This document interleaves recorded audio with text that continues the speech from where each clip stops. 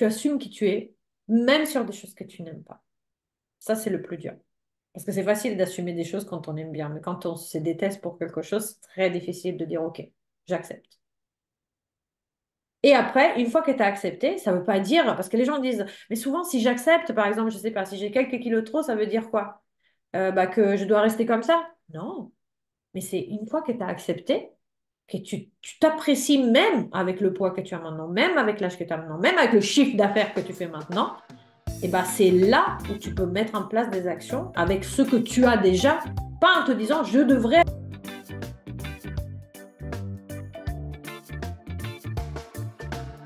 Vous avez une boîte, un business, et quand on vous parle gestion, vous attrapez l'urticaire, vous vous sentez atteint de, comme qui dirait, phobie administrative? Ça arrive même aux meilleurs. Nous, on voit plutôt le business comme un jeu. Bonjour et bienvenue dans le podcast La gestion dans son plus simple appareil, pour que vous ne vous retrouviez pas à poil. Je suis Stéphanie Pinault et voilà 20 ans que j'accompagne des entreprises et 10 ans que je suis entrepreneuse. L'idée, derrière ce podcast, parler de sujets sérieux avec légèreté. Bonjour et bienvenue dans le podcast La gestion dans son plus simple appareil. Et aujourd'hui, j'ai l'immense joie de recevoir Aurora Davoli. Merci d'être là, merci beaucoup. Donc, nous nous sommes rencontrés, grâce à Virginie Chastel et au bundle qu'elle fait en mai, Level Up. Merci à elle, en passant, parce que vraiment, c'était une rencontre formidable et moi, personnellement, j'ai tout de suite accroché. Bonjour Aurora et bienvenue. Comment vas-tu? Eh ben écoute, merci beaucoup. Bonjour Stéphanie, merci de m'accueillir ici. Pareil, hein, c'était un peu coup de cœur pendant cette réunion pour le bundle. Donc yes, merci Virginie pour cette opportunité. Merci Steph de m'avoir invité aujourd'hui pour cet enregistrement. Hâte d'en savoir plus. Hey. Alors, toi, tu as hâte d'en savoir plus sur le jeu, mais peut-être que nos auditeurs ont hâte d'en savoir plus sur toi. Est-ce que tu peux te présenter en quelques mots ton parcours, qui tu es et ce que tu fais? Bien sûr, alors moi je suis Aurora Davoli, je suis italienne et je suis coach en personal branding et image de soi. Donc entendu comme pas juste l'image, le look, le style, mais aussi ce que je crois possible pour moi. Donc pour moi c'est ça l'image de soi, c'est ce que je crois possible pour moi et finalement c'est que ce que je peux créer, il est à l'intérieur de ce que je crois possible pour moi. D'où l'importance de s'expandre pour réussir à atteindre d'autres objectifs qui nous paraîtraient au départ inatteignables. Fantastique, fantastique. Eh ben, c'est avec joie qu'on commence la partie. Enfin, on a déjà un peu commencé, mais allez hop, je lance les dés pour toi parce qu'avec Zoom. Yes! Hey! Oh, joli score! 11. Hmm. Où est-ce Ah que ah j'arrive? ah! Où est-ce que j'arrive? Une, une case formidable pour toi. Hmm. Si ton nom est Alfred E. Neumann, encaisse 1 329 063 $. Sinon, tu perds ton tour. Ok, mais j'ai Et cru donc, comprendre qu'il fallait que je perde cet argent, pas que je le gagne dans ce jeu. en effet, la règle de maths, normalement, c'est de perdre tout son argent. Et donc, nous avons un billet exprès du montant tout pile, mais en Hmm. même temps, tu ne t'appelles pas Alfred. Exact. Donc, tu ne gagnes pas ce billet. Mais par contre, on va pouvoir rebondir sur le personal branding parce que le créateur de ce jeu a quand même mis son nom et a fait une case exprès pour lui, pour quand il joue, sur son Exact. plateau de jeu. Donc, si ça, c'est pas du personal branding, Exactement. En effet, il s'est bien mis en valeur. En plus, je crois qu'il est un peu partout, hein. Tu m'as montré, yes, on le voit derrière. Bah, en effet, cet Alfred, il a bien profité de son personal branding. Il s'est mis en avant de tous les côtés pour quelque part incarner ce jeu. Et c'est un petit peu ça, hein, l'enjeu du personal branding, c'est que finalement, tu vas incarner ta marque. Donc, bien sûr, il y a ton entreprise et il y a toi, mais souvent, ton entreprise peut profiter de l'aura que tu construis autour de ton personnage. Et pourquoi c'est important le personal branding? Parce que finalement, ça te permet, en capitalisant sur qui tu es, de vendre à peu près n'importe quoi. C'est-à-dire que tu peux avoir, par exemple, comme une marque ombrelle, au fait, et proposer plein de services du moment où tout ce que tu fais dans le business correspond à tes propres valeurs.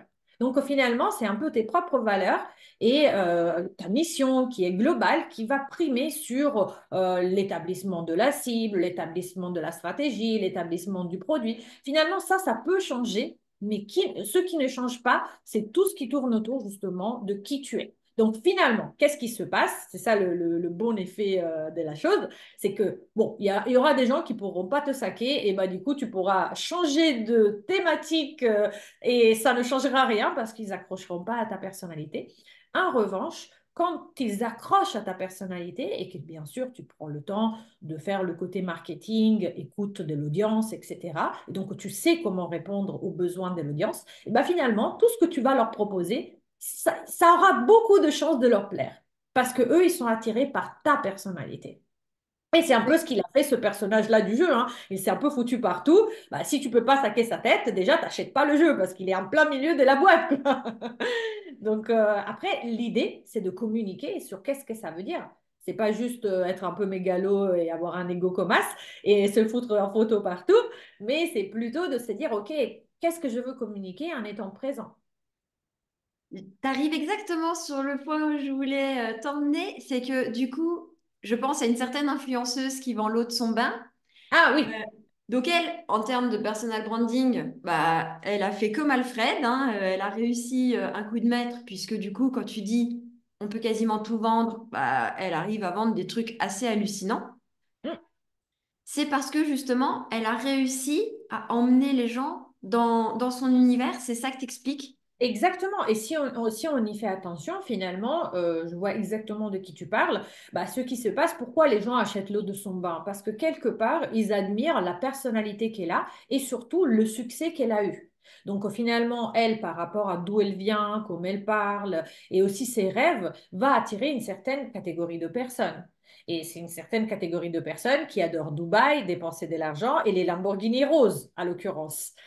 Chose qui, moi, ça ne me parle pas du tout. Donc, je n'ai rien à faire de l'eau de son bain. Mais si demain, elle était, entre guillemets, plus sérieuse et qu'elle vendait des produits dont je pourrais avoir besoin, il se peut que, vu que sa personnalité ne me plaît pas du tout, même si j'avais besoin de ce produit, j'irai le chercher ailleurs. Donc, tu vois comment finalement le fait de mettre en avant sa personnalité est clivant. Et c'est Ouais. bien comme ça. Les gens aujourd'hui dans le business, c'est ce que je remarque, surtout les personnes qui se lancent dans le business, c'est qu'ils ont très très très peur de quelque part afficher leur tête ou plutôt de se mettre en avant. Se mettre en avant, alors ça ne veut pas dire spécialement se mettre un mini-jupe ou un maillot de bain sur Instagram, hein, c'est pas ça. Ça peut être aussi faire un Instagram où on ne montre pas du tout son visage, mais qu'on a vraiment martel avec un message qui nous est propre. Attention, au personal branding, ça ne veut pas spécialement dire, ça veut dire tout ce qui tourne autour de ta personne et il faut qu'on sache que ça vient de toi. Après, peu importe comment tu es coiffé et comment tu es maquillé, si c'est pas ça le focus. Hein. Donc, t'es Mais pas obligé de te mettre en photo sur Instagram pour avoir un bon personal branding. il faut quand même qu'on te voit. Donc après, il faut qu'on te voit. Ça peut être, par exemple, il y en a hein, qui ont fait ça et ça fonctionne. Il y en a qui, par exemple, se montrent toujours avec des lunettes de soleil ou qui se montrent toujours avec les yeux coupés, de façon à qu'on puisse pas les reconnaître dans la rue, au fait. Mais ça n'empêche que la façon, le message qu'ils donnent, plus la façon dont ils s'exposent, donc la typologie de communication qu'ils ont sur Instagram, par exemple, j'ai dit n'importe quoi, avoir toujours des lunettes de soleil sur toutes les photos, donc ne pas être reconnaissable, ça c'est leur personal branding. Et probablement, ce qu'ils veulent communiquer, c'est tu peux être méga une bombasse et t'es pas spécialement obligé de tout montrer. Peut-être qu'il y a des choses cachées, tu vois, du genre, j'ai envie de te faire part de mes valeurs, mais j'ai pas envie non plus d'être embêtée dans la rue ou que tu me harcèles en bas de chez moi parce que tu reconnais mon visage. Je sais pas, mais en tout cas, ça c'est, je suis pas dans leur tête, donc je sais pas ce qu'ils veulent exprimer avec ce personal branding-là, mais ça n'empêche que c'est du personal branding parce que si toi, tu veux apparaître cette photo-là, cette typologie-là de photos sur ton feed, tu vas tout de suite comprendre que c'est une publication d'elle. Et c'est ça, en fait, l'objectif, c'est d'être reconnaissable. C'est pourquoi on veut avoir un personal branding. In fine, c'est pour se distinguer de nos concurrents. Donc, finalement, elle a réussi son coup, même si elle ne montre pas son identité, dans le sens où elle ne montre pas ses yeux, on ne la reconnaîtrait pas dans la rue, tu Je vois. comprends. À un moment, donc, tu as parlé de Lamborghini Rose Oui. et de ses rêves à cette fameuse Instagrammeuse. Et du coup, toi, ton dada, c'est de dire il faut rêver si grand que les gens normaux pensent qu'on est complètement taré. Oui, exactement. Parce qu'en fait, je trouve que, encore une fois, je disais tout à l'heure par rapport à l'image de soi, c'est un peu, je vais vous faire une métaphore, c'est un peu comme si on était un poisson rouge dans un bocal. Et ce bocal, il était sur la table basse de notre salon. Donc, le poisson rouge qui est dans le bocal, il s'imagine le monde. Mais qu'est-ce qu'il s'imagine? Ce qu'il voit. Donc, peut-être il va voir le salon, le fauteuil, peut-être la cheminée, il va voir la salle à manger sur le long de sa vue. Il va peut-être voir, entreapercevoir une porte, la porte de la cuisine.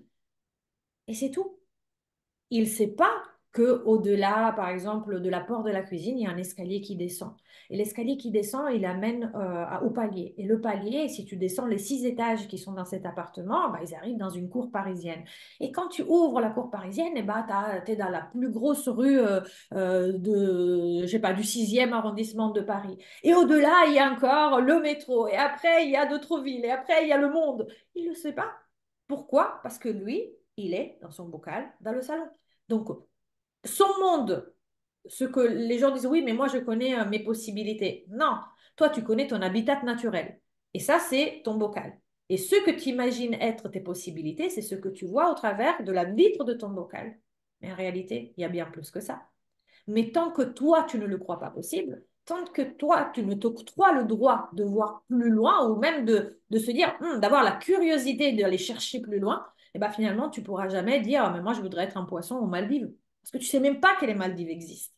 Et donc, l'idée, c'est justement d'être curieux et de se dire, OK, aujourd'hui, et surtout de s'écouter. Parce que finalement, à l'intérieur de nous, on sait pourquoi on est fait.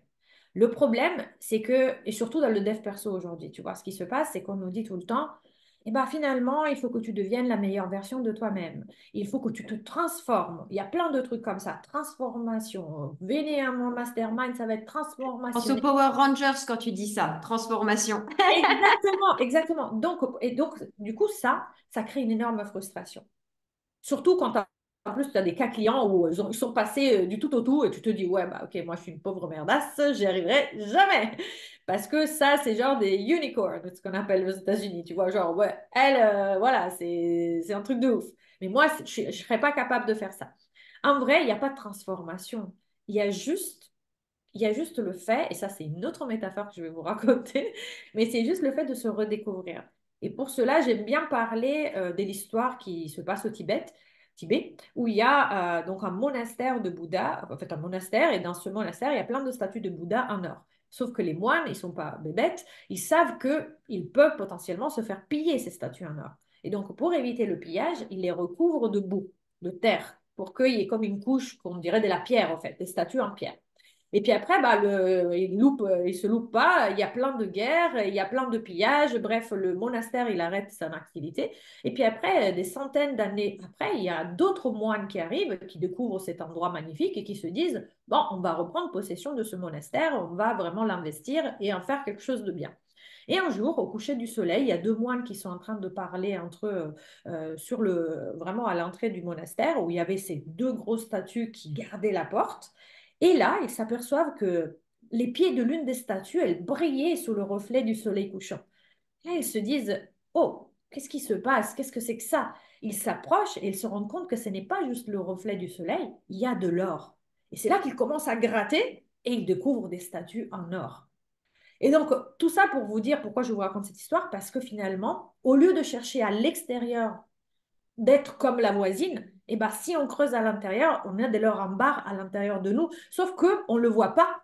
Et souvent, on ne le voit pas. Pourquoi? Parce que tout ce qui est facile pour nous, par exemple pour toi la gestion, et ben peut-être tu te dis, oh bah tout le monde peut manier des chiffres, c'est bon, il faut pas à midi à 14 heures. Ou moi, tu vois, je vais me dire le fait de se mettre en beauté, de savoir choisir les bons vêtements, de refaire la décoration de chez soi, voilà, tout ça, je veux me dire, bon, tout le monde sait faire les magasins, tout le monde sait faire du shopping, quoi. Il faut pas, tu vois, faut pas la science s'infuse. Et en fait, c'est quand on va creuser dans ce qu'on a, nous, chacun d'entre nous, qui peut-être pour nous, c'est débile. Et on pense que comme c'est tellement facile et débile, tout le monde est capable de le faire. Et ben finalement, non. Et c'est ça qu'il faut qu'on aille piocher pour le mettre à disposition des autres et aider les autres à faire le même chemin qu'on a fait nous, si tantôt que en fait, ce chemin mène vers le bon chemin, quoi. Je veux dire, voilà. Voilà. Ce que tu es en train de nous dire, c'est qu'en gros, euh, notre zone de génie, ce qui est facile pour nous, n'est pas forcément facile pour tout le monde. Exactement. Et que, en fait, on peut, il y a de la valeur derrière, on peut le monétiser, le vendre et en faire notre métier. C'est ça, c'est ça. Et il faut arrêter de se prendre la tête sur en cherchant à devenir une autre personne parce que peut-être, et alors après tout ça, c'est tous les conditionnements, hein. Quand on parle de cette boue qui était sur le Bouddha, finalement, c'est quoi? C'est les conditionnements de la société, c'est notre éducation, ça peut être aussi des bases religieuses, ça peut être nos parents, des expériences aussi de vie qui ont fait que, à un instant T, notre cerveau a pris des autoroutes neuronales pour nous protéger et il nous a appris à être quelqu'un d'autre. Sauf que je t'ai fait un exemple qui est assez parlant. Moi, j'aime bien travailler avec pas mal de communautés. En fait, j'adore le côté langue. Je suis vraiment une passionnée de tout ça.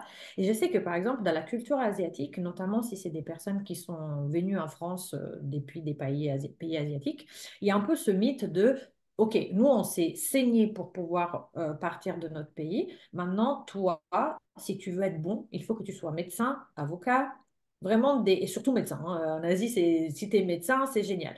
Donc, finalement, on t'a inculqué que être médecin, c'est génial.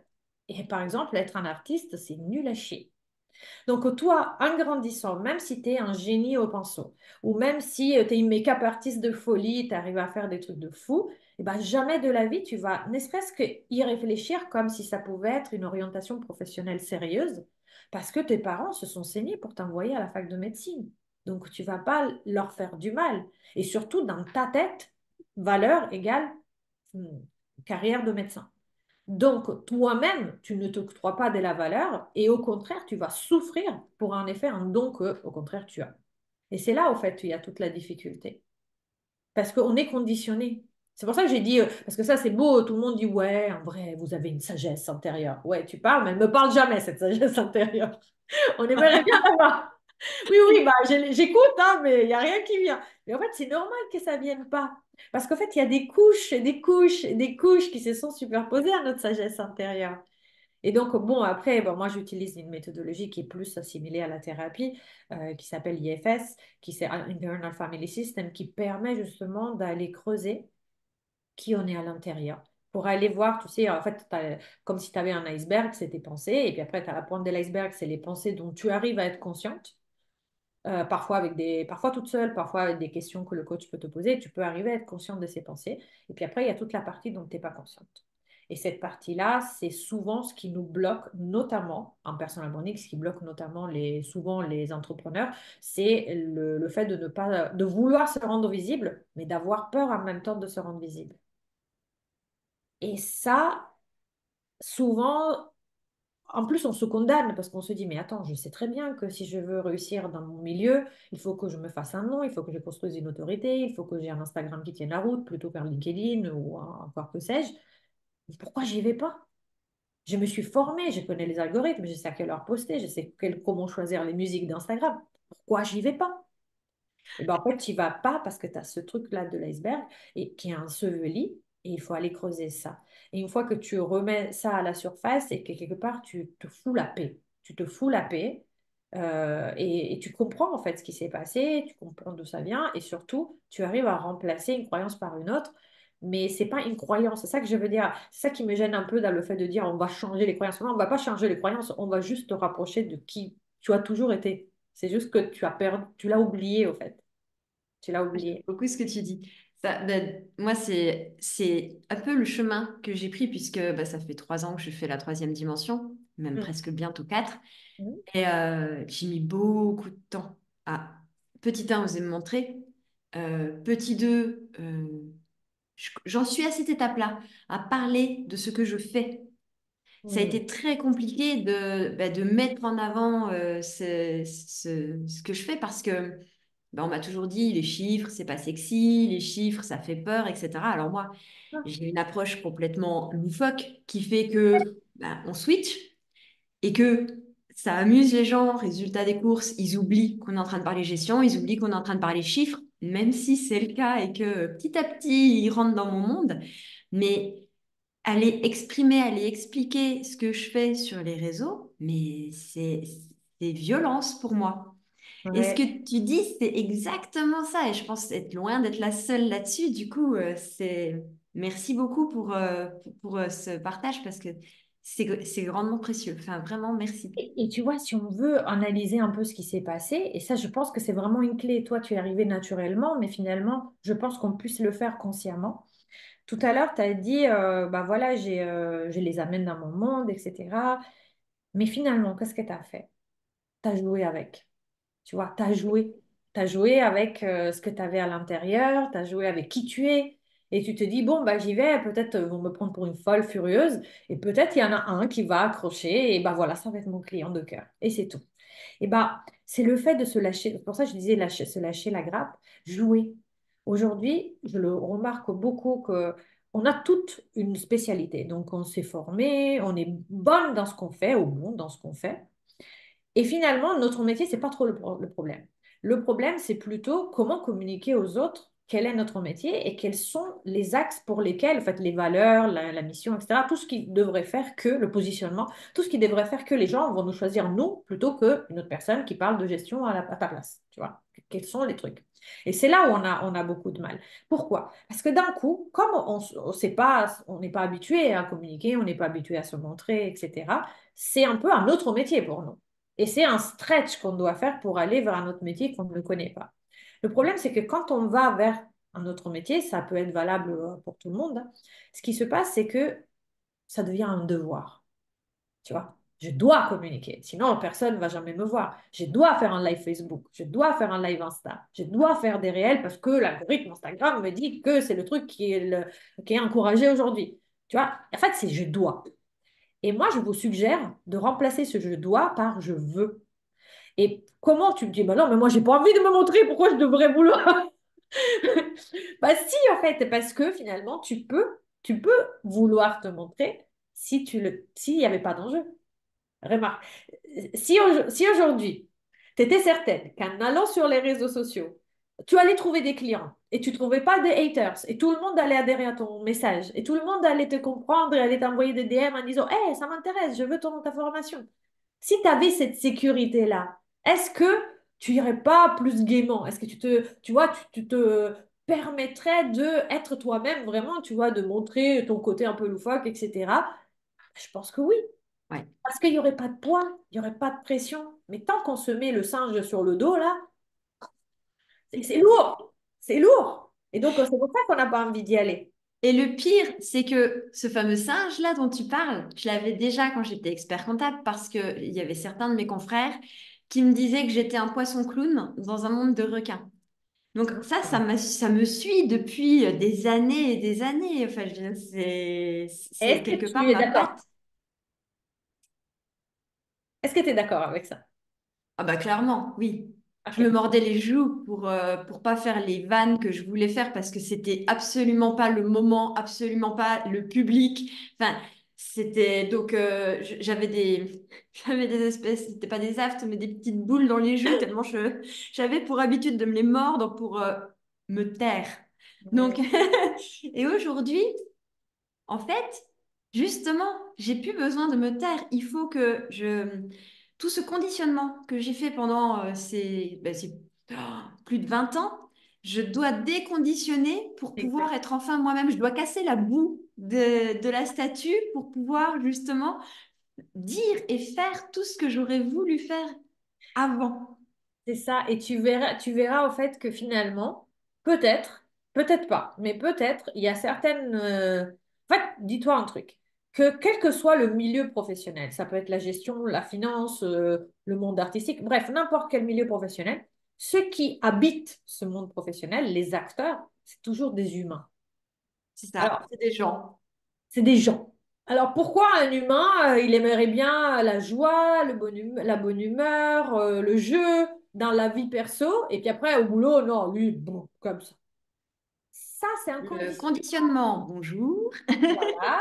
On t'a dit que pour être sérieux, bah, par exemple, moi, on m'a dit, bah non, si tu veux être prise au sérieux, bah, t'habilles pas en rouge. Là, ça va, t'es genre Betty Boop, quoi. Mais tu vois, pourquoi? Pourquoi? Qui l'a dit? Pourquoi? Parce que si on creuse, bah finalement, c'est quoi derrière? Bah, c'est le patriarcat qui t'a dit que la femme devait être bonne, bonne à être à la maison, bonne à s'occuper du mari, pour éduquer les enfants et bonne tout court. Mais finalement, bah, au départ, pourquoi c'était comme ça? Parce que la femme ne travaillait pas.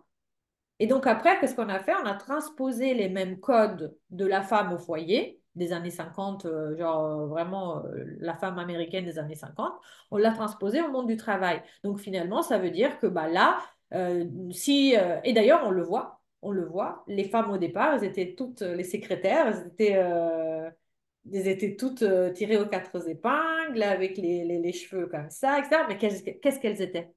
Secrétaires, c'est-à-dire help.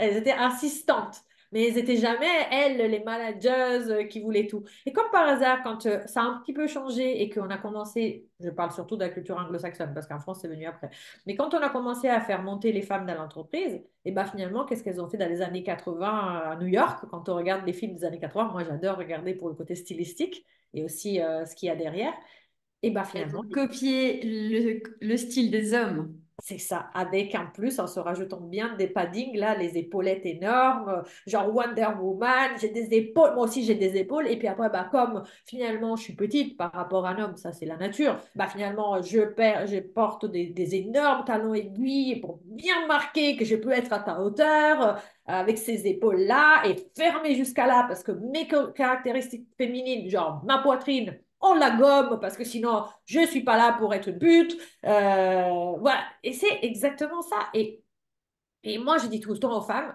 parce que moi, je prône vraiment le côté, ok, bon, j'irai pas comme ça, comme je suis habillée aujourd'hui, dans je sais pas, dans un comité de direction de la finance. Mais ça, c'est je veux dire, après, ça devient comment dire, de la logique, en fait. Voilà. Mais l'idée, c'est quoi? C'est de bien connaître les codes de l'endroit que tu veux pénétrer. Et une fois que tu connais les codes, et ben, à toi de te dire, est-ce que ça me convient? Et là, ok, bah, tu peux aussi faire tu sais, des compromis si tu veux vraiment rentrer. Mais il ne faut pas que ce soit à tes dépenses. À tes dépens. Donc, finalement, si toi, tu es quelqu'un de complètement loufoque, qui a envie de faire des vannes, etc., probablement, tu peux, bien sûr que tu peux rentrer dans ce milieu-là. Mais à quel prix? Et c'est là, au fait, finalement, tu te dis, ah, parce que dites-vous un truc, on peut toujours faire des compromis tant que ça ne va pas à l'encontre de nos valeurs. C'est tout. Parce que Euh, autrement, ça mène au burn-out. Ça mène au c'est burn-out. ça. Ben, c'est exactement ce qui s'est passé pour moi. C'est qu'à force. Alors, moi, je m'habille en noir, histoire de passer partout, hein. Et puis parce que, contrairement à toi, j'ai pas ce don pour associer les couleurs, les matières, tout ça, tout ça. Donc, le noir, c'est assez facile, ça s'associe avec tout. De la tête aux pieds, c'est noir, c'est tranquille. Mais à côté de ça, en plus, ça me permettait, entre guillemets, d'être invisible. Alors, j'ai jamais été invisible, hein, mais en tout cas, ça me faisait une espèce de d'armure Oui. et ça ne m'a pas empêché, parce que justement le milieu ne me convenait pas, d'aller droit au burn-out. Ouais. Et il a piqué, hein, il a fait vraiment mal parce que j'en ai fait plusieurs. Le premier, ben, j'ai pris un peu de recul, mais j'y suis quand même retournée. Le deuxième, ben, j'ai fait un tour du monde, donc j'ai pris vraiment beaucoup de recul. Et le Hmm. troisième, parce qu'il m'en a fallu trois pour entendre que non, ce métier-là n'était pas pour moi, ben, j'ai demandé ma radiation de l'ordre des experts comptables, de la compagnie des commissaires aux comptes, pour être sûr de ne jamais y retourner. Hmm. Parce que bah, c'était vraiment, en effet, un milieu, des codes qui sont à l'opposé de ce que je suis et des valeurs que je prône, en fait. Ce Exactement. que Et tu dis, ça me parle, mais tellement. Merci beaucoup parce que c'est une valeur immense. Et puis après, regarde, finalement, tu as utilisé tes compétences parce que parfois les gens ils disent, bah alors du coup, on doit jeter le bébé avec l'eau du bain. Ben non, toi, tu avais des compétences compétences en finance, contrôle de gestion, gestion. C'est pas pour autant qu'aujourd'hui, tu élèves des chèvres dans le Larzac. Je veux dire, non, tu utilises toujours tes compétences, mais tu Alors, peux le j'ai faire failli, j'ai fait une année autrement. d'école d'herboristerie, la première année sur les deux. Et là, en fait, comment dire, bah, mes habitudes sont revenues au galop. J'ai fait une petite étude de marché et je me suis rendu compte que non, c'était absolument pas pour moi parce que je ne suis pas manuelle et que élever des chèvres dans le Larzac ou faire une micro-ferme, définitivement, c'est pas pour moi. C'est ça, mais parce que finalement, et c'est ça en fait qu'il faut qu'on comprenne, c'est pas parce que la société a mis certains codes sur certains marchés ou certaines compétences que c'est vrai. C'est juste un leurre en fait. C'est juste un leurre. Et par rapport à ça, c'est vrai que ben, moi, mon personal branding est plutôt assez marqué. Hmm. Pareil, on aime ou on n'aime pas. Clairement, je montre des culs de chat dans mes supports pédagogiques. C'est Très bien, c'est très bien. complètement barré, hein? C'est comme Alfred, c'est barré.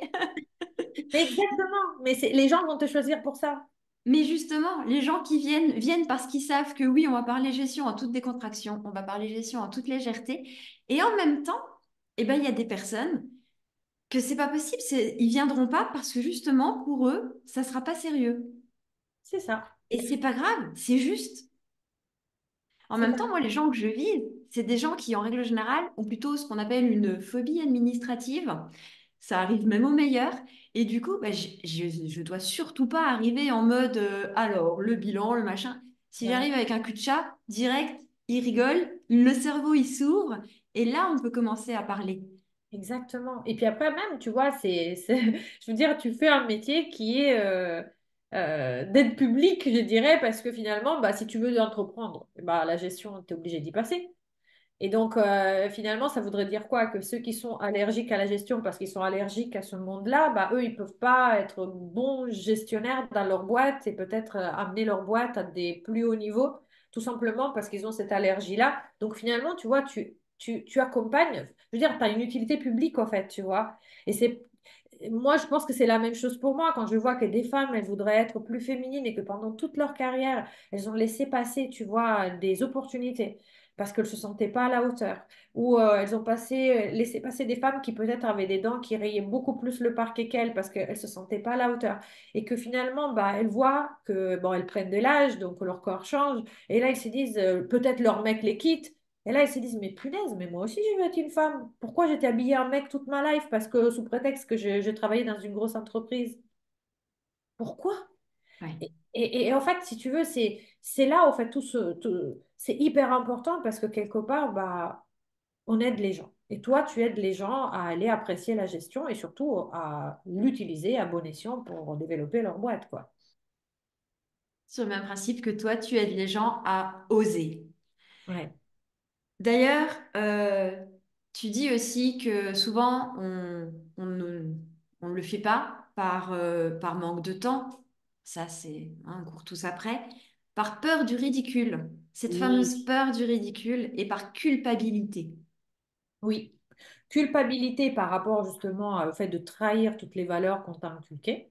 Donc, notamment si ça vient de la part de la famille qui a parié, entre guillemets, sur toi ou des attentes, même les amis. Hein. Moi, je sais que quand j'ai quitté l'entreprise où j'étais responsable du marketing international pour une grosse boîte française, pour me dire, bah, finalement, je ne sais pas trop ce que je ferai quand je serai grande. Je lance une chaîne YouTube, je fais des cours du soir pour être bonne devant l'écran, donc savoir être journaliste et surtout, tu sais, tout le training de la télé. Et puis après, bah, finalement, bah, bon, on m'a appelé pour les reines du shopping. Yallah, je vais aller aux reines du shopping.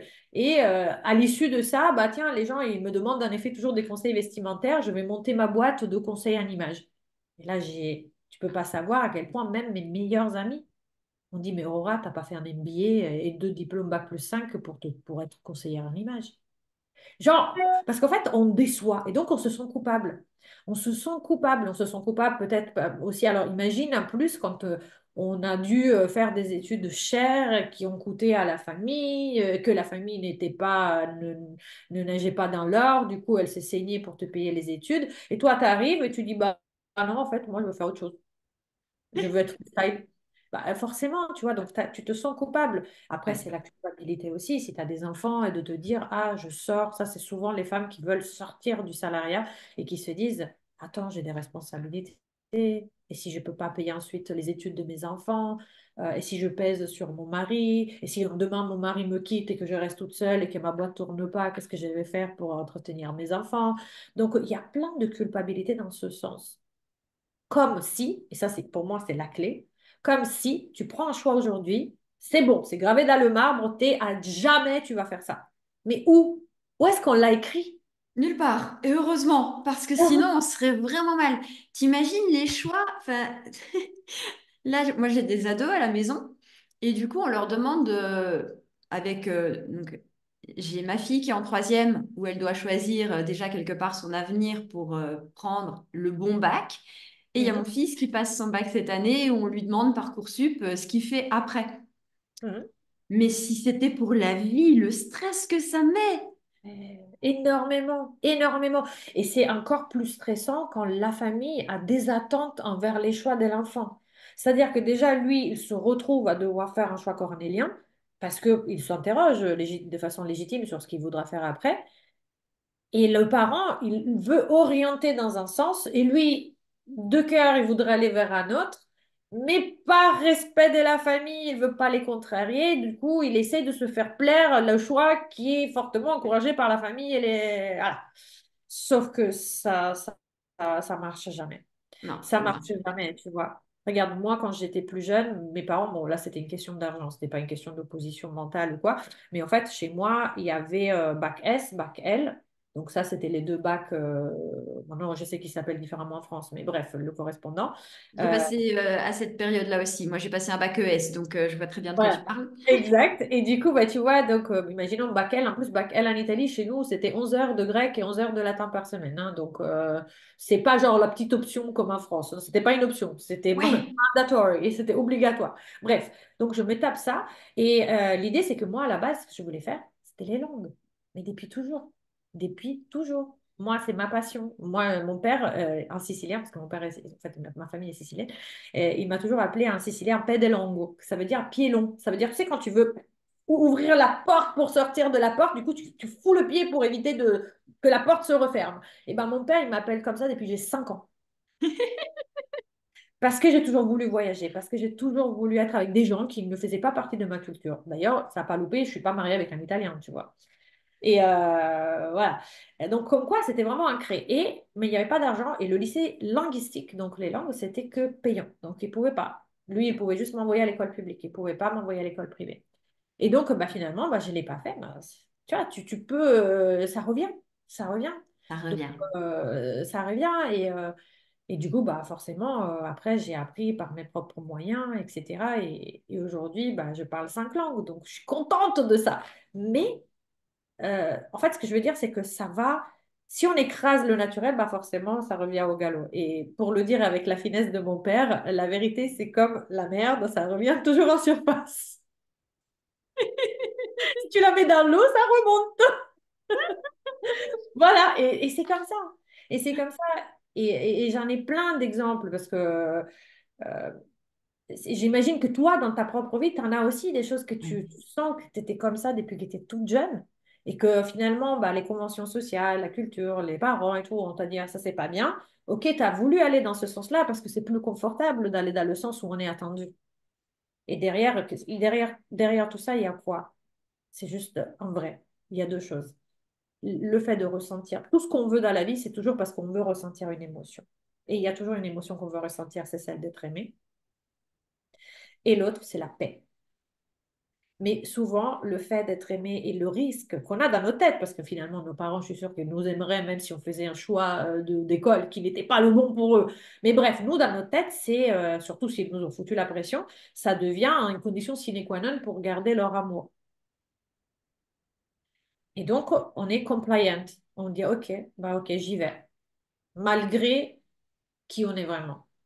On se fait violence, en fait. Mais on ne le sait pas parce que c'est sournois, on est dans un milieu familial. Tu vois, moi, par exemple, je suis issue d'une famille où toute la famille, y compris les grands-parents des deux côtés, étaient profs. Donc, pour nous, c'était culture, culture, culture. L'idée de ne pas faire un bac L, déjà faire un bac linguistique, pour eux, c'était pas assez bien.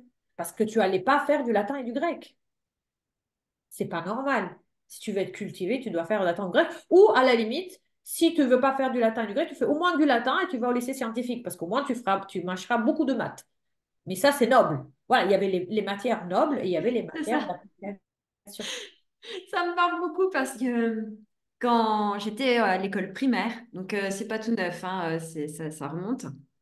Et c'est là en même temps où tu as tes premières aspirations à ce que tu veux faire. Et il y avait deux choses qui m'intéressaient vraiment. Oui. Euh, le midi, à la cantine, on avait le droit de raconter des blagues au centre de la cantine. C'est une petite cantine un peu familiale, c'est une petite école de quartier. Et du coup, on était trois à aller raconter des blagues. D'ailleurs, j'ai toujours contact avec une de ces personnes, comme quoi ça a vraiment forgé des liens très forts. Donc les blagues, ça a toujours vraiment, ça, ça fait partie de moi, c'est ancré en moi, c'est presque dans mon ADN. Et la deuxième chose, c'était l'enseignement. Sauf que, eh ben, mon père a fait faillite, il a joué à maths pour de vrai, et pour le coup, toute la famille m'a dirigée sur la gestion, la comptabilité, la gestion des chiffres, les manier facilement. Ce qui n'était pas facile pour moi à l'époque, puisque j'ai pas du tout d'appétence pour les chiffres de base, hein. C'est aussi pour ça que j'arrive à m'extraire de ça et à les expliquer à ma manière, parce que moi-même, j'ai dû les interpréter et les comprendre. Et j'ai mis du temps. J'ai travaillé dur pour le faire. Alors, j'y suis arrivée, c'est fantastique, hein, mais à quel prix? Et comme tu dis, le naturel, il revient au galop, parce que aujourd'hui, donc j'ai 44 ans. Donc, on va dire 35 ans plus tard, je fais quoi? Eh ben, j'enseigne les chiffres avec des blagues. Voilà, tu vois. Et c'est ça, en fait. Et c'est ça la magie. Et c'est cool parce que toi, tu as réussi. Mais il y a plein de femmes qui sont encore en train de se dire, ben non, en fait, qui je suis vraiment ne sera jamais accepté par la société. Et il n'existe pas de taf qui correspond à mes besoins, à mes attentes. Elles se sentent perdues, notamment si je sais pas toi, mais moi, en tout cas, c'était mon cas. En sortant d'école, tu sais, tu es forte. En tout cas, moi, c'était mon cas. J'étais forte à l'école. Tu réussis bien à l'école. Tu prends la fac. Après, tu prends ton premier stage. Après, tu prends ton boulot. Et après, tu te maries. Après, tu as des enfants. En fait, tu rentres dans une sorte de tunnel infernal où il n'y a pas de U-turn. Tu peux pas. En fait, c'est toujours tout droit, toujours tout droit. Et au bout d'un moment, il se passe quelque chose parce que toi, tu en as fait les frais avec le burn-out et tu n'es pas la seule. En fait, moi, je l'ai évité parce que j'ai vu autour de moi, sur le plateau, en fait, on était un énorme plateau marketing, il y avait 60 personnes. Je voyais les gens tomber comme des mouches. Des gens qui avaient peut-être 3, 4, 5 ans plus que moi. Grande Qui... sagesse d'apprendre des erreurs des autres. J'ai voyé les gens et je me disais, en plus des gens que, en fait, le truc, c'est que moi, j'appréciais ces gens. Tu vois, j'étais proche. Et les voir en souffrance, mais vraiment en souffrance. Et donc, j'ai essayé, à ma façon, en signalant des choses à la direction et tout ça, de changer les choses. Quand j'ai vu, parce que c'est ça aussi, souvent, on est hyper, comme moi, j'étais hyper naïve, hein. Moi, les gens, ils sont pas méchants d'eux-mêmes. Donc, en gros, il faut juste, c'est une erreur de communication, on va revoir les process. Et du coup, j'ai réécrivé tous les process, etc. Et après, j'ai compris qu'au fait, on me l'a dit clairement, hein. En fait, c'était fait exprès, parce que c'était que le meilleur gagne. Donc, ils mettaient Oh la un... vache. Oui, oui, Ouais. ils Donc là, le mettaient but, c'est de changer d'aquarium le plus vite possible quand t'es un poisson.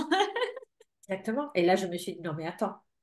Elle est en train de, parce qu'en plus, une fois, j'ai eu vraiment une conversation avec ma N+2 qui m'a dit, Aurora, il faut, mais comme ça, comme c'était un reproche, elle m'a dit, il faut vraiment que tu développes ton intelligence émotionnelle. C'est évident que ce soit fait exprès. Il y a un rachat en cours, il va y avoir des doublons. On a promis à l'autre boîte qu'on n'allait pas licencier des gens chez eux. Ça va être forcément chez nous. Donc, on va mettre en compétition plusieurs services qui ont aujourd'hui à peu près les mêmes fonctions pour que le meilleur gagne. Et moi, dans ma tête, je me suis dit, non, mais en gros, tout ce que tu es en train de faire endurer à mon équipe, parce qu'en fait, il y avait mon équipe qui était en souffrance, tu le fais exprès. Et en fait, elle me l'a dit comme, genre, maintenant, tu fais partie des petits papiers, tu vas collaborer. Et moi, dans ma tête, je me dis, mais no way, no way. Toi, tu veux que je fasse partie de ce truc infernal où tu fais souffrir sciemment les gens. Et en plus, comme moi je te dis ça, tu me prends pour une folle et tu me dis qu'il faudrait que j'ai plus d'intelligence émotionnelle parce qu'il n'y a rien de personnel, c'est juste du business. Alors j'ai dit, OK, c'est juste du business. Et c'est là, en fait, où ça m'a ouvert les yeux après, hein, quand j'ai commencé à coacher, parce que je me suis rendu compte que, en fait, il y avait énormément d'histoires qui étaient les mêmes, que toutes Ouais. les personnes, surtout quand plus tu vas dans des grosses boîtes où il y a beaucoup de politique, c'est un peu toujours les mêmes choses qui se répètent. Et je suis certaine que la personne qui m'a dit ça, elle était de bonne foi. C'est ça le plus dur à admettre. C'est Je que voulais ces te gens-là, demander le truc le plus fou que tu bah n'aies voilà, jamais croisé en business, mais je crois que là, on est déjà sur pas mal. c'est ça. Parce que c'est ça, en fait, c'est de se rendre compte, et au début, on ne veut pas. Au début, on aime bien se dire, on est victime, euh, pourquoi c'est nous. Moi, j'ai eu la chance de ne pas le vivre en première personne, mais d'analyser ce qui se passait. Et en fait, c'est comme si ça avait sauté une case, parce que je le voyais avec des gens qui étaient plus âgés que moi, et je l'ai vu avec des gens qui étaient dans mon équipe, donc qui étaient un petit peu, ou avec mon âge, ou ils étaient un petit peu plus jeunes que moi. Donc, finalement, j'ai vu que c'était toujours le même schéma qui s'est répété. Et moi, j'ai dit, même pas un rêve que je passe par ces trucs-là. Mais le plus dur, c'est de se dire que ce n'est pas fait contre ces gens-là. Que ma N+2 qui avait condamné à mort, entre guillemets, des gens dans la boîte, sans le leur dire, bien sûr, hein, parce que voilà, elle ne faisait pas exprès. Non, Elle était... bah oui, c'est le job, quoi. C'est le job, c'est le Elle système. fait son job et elle le Elle- fait correctement selon les elle- critères du rachat, de la boîte, de la fusion, etc., etc. Voilà. Et pour elle, avoir des gens qui résistent au stress et qu'au moment où on les met en guerre frontale avec une autre personne, elles vont pas pleurer dans leur coin, pour elle, bah, c'était l'assurance de la réussite en période de pression, parce que c'était une grosse boîte et qu'il peut y avoir des pressions. Donc elle, elle le justifiait, elle ne l'a pas dit comme ça, mais clairement, c'est ça. Et je le vois plein de fois où les gens disent, mais comment ça fait 15 ans, 20 ans que je suis dans cette boîte et maintenant, changement de direction, on me demande de, c'était le cas d'une de mes clientes. On me demande de voyager alors que j'ai des enfants en bas âge. J'ai dit non et au lieu de trouver un accord, à la limite une rupture conventionnelle avec de l'argent, etc., licenciement. Comme si, et ils le prennent sur elle, ils disent, mais ça fait 20 ans que je suis dans la boîte, j'ai tout donné, quoi. J'ai donné toutes mes années, j'ai donné tout ce que j'avais. Et maintenant, c'est comme ça qu'on me remercie. Et du coup, on me prenne personnellement. Il n'y a rien de... Ah, elle voit pas le cadeau qu'il y a derrière du fait qu'un licenciement, ça ouvre droit à des indemnités chômage, contrairement à une démission, Oui, et que potentiellement, ça leur laisse le loisir de créer autre chose ou de... ouais. Ouais, Et surtout, elle ne voit pas que ce n'est pas contre elle. ouais. En fait, Ouais, ah ça, les accords Toltec, ne pas le prendre personnellement. elles remettent en cause leurs valeurs. Elles se Ouais. disent, mais j'ai tout donné, donc ça veut dire que, donc, ils font tuer, ils disent, donc, j'ai tout donné, donc ça veut dire que c'était pas assez. Si c'était pas assez, ça veut dire que je ne vaux rien. Donc, j'ai pas de valeur. Et donc, c'est ça qui fait mal, en fait.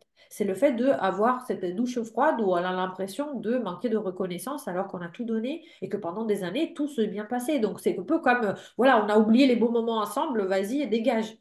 Mais en fait, c'est vraiment du business. Et en fait, c'est prendre du recul et de se dire, si on rentre dans l'entreprise, tant que, et ça, c'était mon ex-chef qui disait ça, et j'ai trouvé ça vache, mais c'est très vrai. Il disait, on va être les meilleurs amis du monde dans nos jobs, tant que nos intérêts vont dans le même sens. C'est pareil en gestion. Les impôts sont tes meilleurs amis tant que tu les payes régulièrement, tu fais tes déclarations, etc. Tant que tu vas dans le même sens. C'est ça. Et c'est humain quelque part. Oui, sauf que quand si on le prend personnellement et on s'est dit changement de direction, bah oui, changement de direction, ils ont tout changé. Ils ont tout réorganisé, donc tu y passes, mais c'est pas contre toi. Non. C'est pas parce que pendant 20 ans, t'étais pas bien, c'est juste qu'aujourd'hui, bah, ils veulent autre chose. Donc, ou tu t'adaptes, ou tu pars. Et c'est Ouais. pas contre toi. Et justement, l'idée, quand ça arrive, c'est de voir la stratégie. Moi, à chaque fois, je leur dis, tu veux quoi? Et souvent, les gens disent, moi, j'aimerais bien que ma chef s'excuse. Mais mon coco, mais qu'est-ce qu'on s'en fout qu'elle s'excuse? Pars avec le plus de thunes possible pour te Prends le payer. chèque et ferme la porte. Oui, et peut-être fais-toi payer des formations, fais-toi payer de la réorientation professionnelle. Vois vraiment, prends ça comme une occasion pour voir ce que tu veux vraiment faire. Et par contre, c'est pas juste, je vais a posteriori, je vais comprendre que c'était un don, etc. Non, non, pendant que ça arrive, et c'est le plus dur, parce que pendant que ça arrive, si tu fais ça, tu pars avec plus d'argent. Mais oui, parce que tu arrives à le négocier. Tu arrives à le négocier. Pourquoi tu arrives à le négocier? Parce que tu n'as pas d'animosité. Tu Ouais. n'es pas contre la personne. Et en revanche, Quand tu n'as pas d'animosité, bah, tu veux dire que tu as le recul nécessaire pour voir toutes les failles. Et si en effet, on t'a toujours dit que tu étais génial et que pendant tes people reviews, tu étais le meilleur de la classe et que finalement, on veut te virer, parce que d'un coup, tu leur fais plus, tu sers plus leurs intérêts, hmm, il y a un truc à négocier. Parce Ouais. qu'ils n'ont rien contre toi.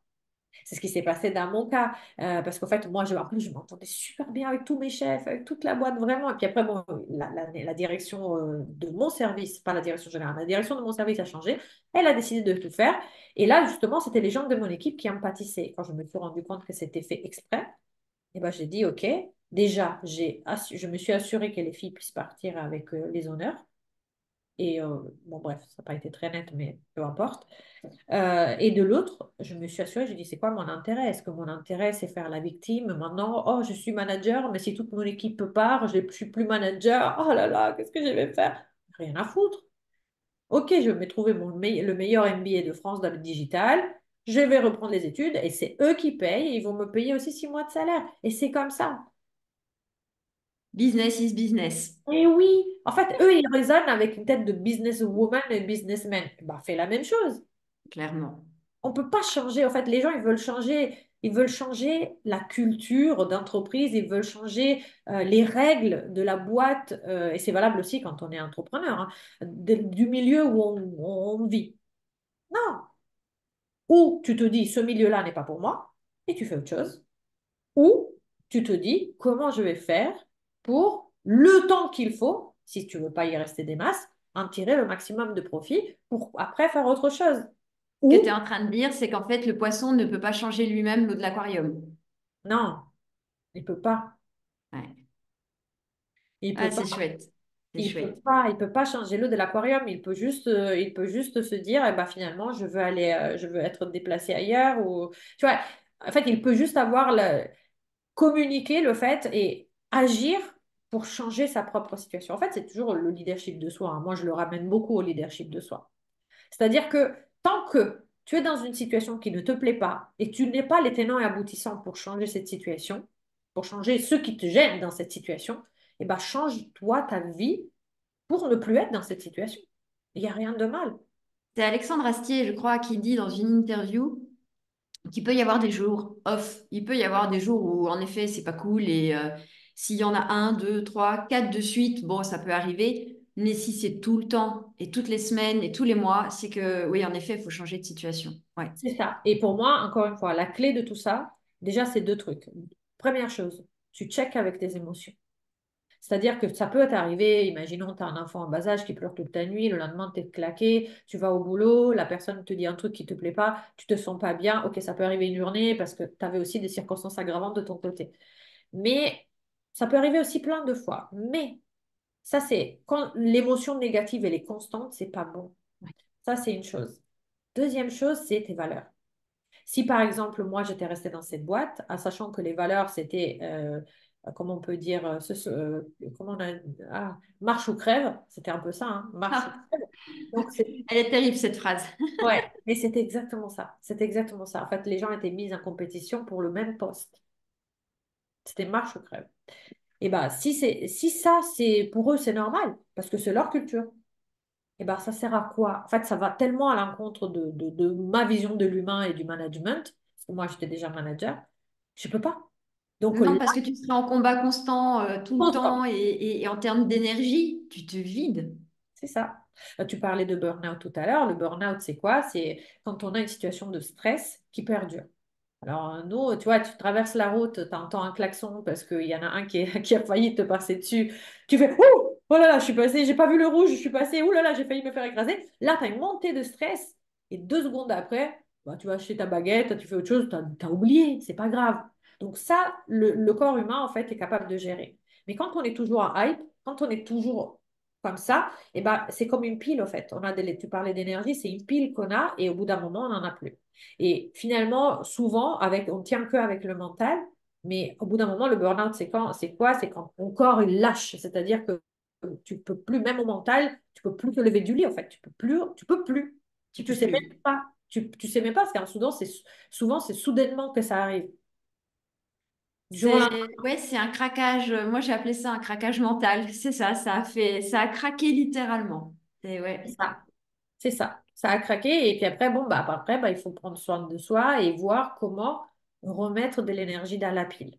Quelles sont les choses, les éléments, les voyages, justement, les expériences. En gros, prendre soin de soi parce que pendant trop longtemps, on était tout en haut. Mais pourquoi? Parce que on nous disait, c'est pas tes valeurs, dégage. C'est pas tes valeurs, dégage. Et nous, on était là. Mais non, moi, je suis professionnelle.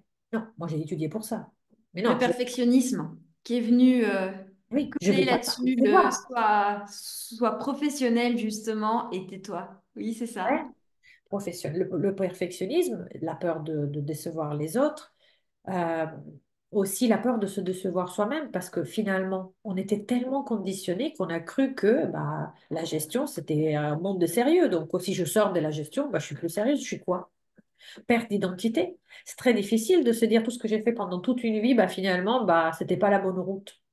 Parce qu'on est dans l'inertie. Donc, en fait, quand on a mis des énergies pour, justement, d'autant plus si on a pris une voie qui n'était pas nécessairement la nôtre au départ, bah, on a mis énormément d'énergie pour y arriver à ce succès-là. Donc, se dire finalement, c'est pas pour moi, c'est un shift énorme d'identité, en fait. Tu dois te dire, bah, en fait, je suis autre chose. Ah merde.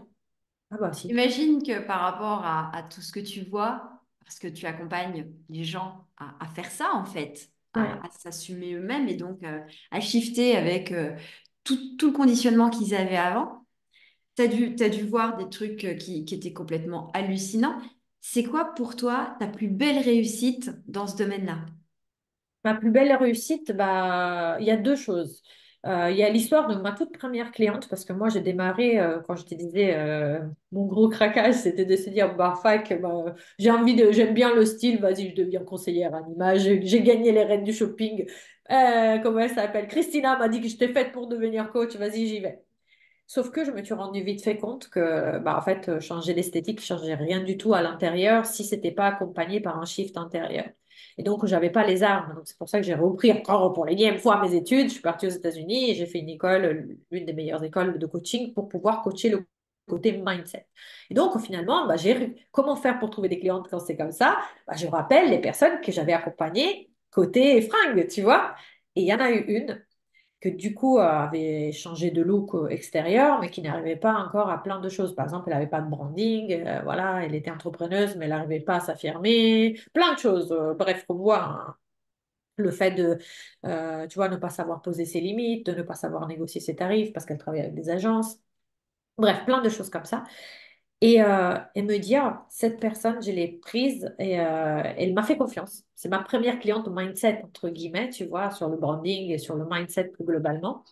Et elle a tout changé dans sa vie. Mais quand je te dis tout changé dans sa vie, c'est qu'elle a fait x4 sur le chiffre d'affaires parce qu'elle avait un blocage sur l'argent pendant Ah le oui, Covid. Et elle était artiste. C'est une fille qui est jongleuse. Donc, il y a trois jongleuses professionnelles en France féminines. Il n'y en a que trois. Et le truc, c'est que pendant le Covid, elle ne pouvait pas jongler, quoi. Je veux dire, il n'y avait pas de spectacle. Et là, elle s'est réinventé des métiers de ouf depuis chez elle, une fois qu'elle a travaillé son blocage sur l'argent. Parce que c'était ça, en fait. Elle croyait que les gens qui avaient de l'argent, c'était des gens mauvais. Elle ne voulait pas être mauvaise. Du coup, elle était toujours juste avec l'argent parce que si elle en faisait trop, bah, ça devenait une mauvaise personne. Dès qu'on a travaillé ça, elle a changé ça, donc au x4. Donc, imagine ces enfants, beaucoup plus d'aisance, beaucoup plus de voyages, beaucoup plus de, voilà, d'expérience, tout ça. En plus, bah, elle sortait d'une histoire d'amour qui était très triste et violence conjugale, etc. Et finalement, bon, moi, quand je l'ai récupérée, elle avait déjà mis à la porte le ex-mari, donc moi, je suis pour rien. Mais en revanche, bah, on est en manque d'amour. Donc finalement, on se dit, ouais, j'ai envie de changer, etc. On a travaillé là-dessus. Elle a trouvé un mec. Elle s'est paxée. Maintenant, elle est paxée avec ce garçon qui, en plus, adore ses enfants à elle. Et puis après, bah, côté personal branding, pareil, dans les agences, on lui refourguait toujours des jobs de merde, des endroits pas possibles, mal payés, beaucoup de travail physique, etc. Parce que justement, c'était très physique et tout. Et bah là, elle a dit, bah non, en fait, vu que j'ai construit d'autres business à côté, grâce au travail que j'ai fait sur les croyances limitantes de l'argent, aujourd'hui, bah, j'ai l'aisance de accepter ou pas accepter. Parce que moi, ouais. j'élève mes standards. Et c'est ça, en fait, de élever. C'est pour ça, oser plus, c'est aussi oser élever ses standards. Parce que parfois, on n'a pas ce qu'on veut, on a ce qu'on tolère. Et si on tolère des standards bas, on continuera à les avoir, même si à la base, on voudrait tout l'inverse. Elle, elle s'est dit, bah, ça suffit. Je pars plus un mois en Égypte au cirque. C'est même pas un rêve. Là, maintenant, j'ai fait que les grosses soirées à côté de chez elle, etc., dans les beaux endroits, et voilà. Et donc, ça lui a donné ça aussi. Elle a travaillé son personal branding parce qu'elle s'est rendue compte qu'elle savait très bien s'habiller, mais parfois, par rapport à son milieu, ça pouvait coincer. C'est là, en fait, où le branding est important parce que c'est pas juste je m'habille bien, mais c'est je m'habille en fonction de ce que je sais qui va plaire là-dedans. Ouais. C'est stratégique. Bien sûr, il faut que ça te corresponde, mais il faut que ça plaise à la personne qui est en face. Je vais vous donner un exemple qui va parler à tout le monde. Je passe avec Christina aux Reines du shopping. Je la connais, je l'ai étudié le personnage. Je sais qu'elle n'est pas robe flamboyante, elle est plutôt tailleur, machin, tu vois, elle est un peu... voilà, j'ai étudié ses goûts. Je devais faire tenue de soirée colorée. Ça, c'était la thématique à moi. Et à un moment, il y a une robe et après, il y avait un tailleur orange qui pétait. Bien sûr, le orange, il me va très bien. Le orange qui claque. Du coup, mais moi, je préférais la robe. J'ai pris le tailleur. Je voulais gagner. Le business est un jeu. Ça aussi, c'était un jeu. C'était un jeu. Tu as Je posé tes plans voulais gagner. stratégiquement. Je voulais gagner. Dans ma tête, je me suis dit, moi, ce que je préfère, la robe. Mais j'aime bien les deux, en fait. Le tailleur, c'est pas que je détestais, hein. J'aimais bien. Mais si pour une tenue soirée colorée, tu ne me verras jamais un tailleur, hein, jamais de la vie. Mais ça n'empêche que le tailleur, comme finalement quand tu joues à la reine du shopping, tu les gardes, les vêtements. Je me suis dit, ce tailleur-là, pour aller au boulot, tout, et c'est vachement sympa, tu vois, genre, super, il claque et tout, trop bien. Donc je me dis, bon, pourquoi pas? Je me suis dit, qu'est-ce qu'elle aimerait bien, elle? Le tailleur. Le tailleur, j'ai gagné. Qu'est-ce que ton client veut entendre? Qu'est-ce qu'il veut voir? Et de quoi il a besoin? C'est C'est tellement ça. c'est C'est ça. oui. C'est ça, tout en respectant qui tu es. Parce que si j'avais pris un truc qui ne me correspondait pas, de toute façon, ça se serait vu sur mon visage. Parce que quand Ah on est... ben, ouais, t'es pas à l'aise, t'es guindé, Ouais, on est d'accord. Exactement. Et c'est pas toi, c'est pas toi. Là, il faut toujours que ce soit toi. Mais tu peux t'en accommoder, tu vois. Donc, il y a ça, mais ça n'allait pas, tu vois, moi, voilà, le truc, il était avec les manches comme ça. Je veux dire, c'était pas le tailleur sérieux. Parce que alors là, jamais de la vie, je l'aurais acheté, tu vois. D'ailleurs, à la première boutique qu'on m'a amenée, il y avait des tailleurs sérieux. Voilà. Et pour revenir à l'histoire, le truc le plus flagrant, à un moment, cette personne dont je te parlais tout à l'heure, elle était tellement un peu engoncée dans sa façon d'agir, tout ça. Et ben, après tout ce travail sur le mindset, plus le travail sur le style, elle est devenue Madame France. Et à l'unanimité du jury, Ah elle a ouais, participé au concours. Bon, c'était une fille qui était taille mannequin et tout ça, mais qui, vraiment, tu la voyais dans la rue, tu te disais n'importe quoi, quoi. Et tu l'as remarqué, mais vraiment pas. Et là, pam. Mais est-ce que c'est moi qui lui ai dit, fais-toi les cheveux comme ça, etc. Non, moi je lui ai dit, ça c'est les couleurs qui te vont. Ça c'est les coupes qui te vont. Fais ce que tu veux avec. Ça c'est les couleurs qui te vont. Bien sûr, je l'accompagne à shopping, je l'ai conseillé. Mais elle l'a vu. Elle s'est trouvée. Moi, c'est ça le truc. Et c'est valable dans le shopping, mais c'est valable même quand j'accompagne justement à trouver ton identité, comment communiquer sur les réseaux, etc. Tu vois, c'est toi. Et dès que c'est toi, c'est un peu comme tu faisais. Ah ouais, c'est un peu comme ça parle beaucoup surtout aux femmes, et genre quand tu te vois enfin depuis longtemps, tu te laissais aller, etc. Et là, tu remets une robe qui te va ou tu essayes une nouvelle robe qui te va, tu te regardes dans la cabine d'essayage, tu te dis, ah ouais, je suis belle quand même. Et ben c'est ça en fait, tu vois. Et dans la communication, dans les réseaux, dans la communication, quand on va en soirée, en networking, qu'on a envie d'élargir son réseau, quand on contacte des gens sur LinkedIn parce qu'on a envie d'asseoir son autorité, donc on a besoin de faire des partenariats, et ben, l'idée c'est quand tu sais comment tu te présentes et quand tu sais ce que tu peux avoir, ben, finalement, tu as un moment où tu dis, ah ouais, ça fonctionne. Ah ouais. Et là, du coup, tu te lâches la grappe. C'est toujours pareil. Le jeu, la légèreté. Tout à l'heure, tu as parlé de légèreté. Et en fait, c'est l'alliance. Pour moi, le business, c'est l'alliance entre légèreté et profondeur. C'est-à-dire que, bien sûr, tu es profonde dans le sens où tu vas faire bien ton travail, tu vas le faire à fond, tu vas servir tes clients pour qu'ils aient le maximum de bénéfices.